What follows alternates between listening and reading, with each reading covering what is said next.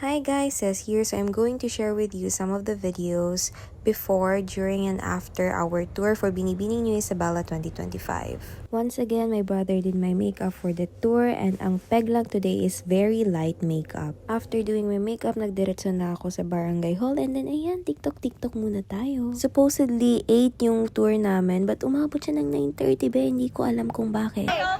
Okay, what's your expectation? Mabusog po kami today. Magsakay sa amin na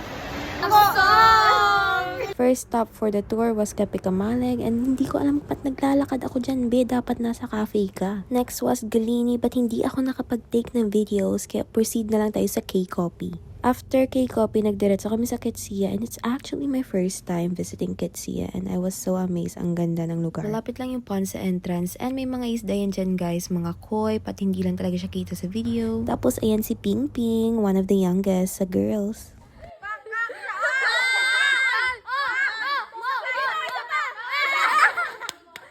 Jump shot!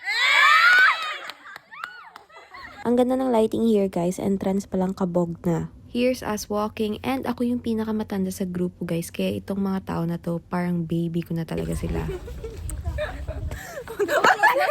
And ayan, aura-aura. Hindi ko alam ba't lagi ako nagpo-0.5. Para ka namang eme, girl. And then yan yung papunta sa entrance, guys. Tapos paakyat na kami niyan sa taas kasi andun yung parang may bicycle curvaloo doon. Hindi ko alam kung anong tawag doon. And actually, ang ganda ng view niya.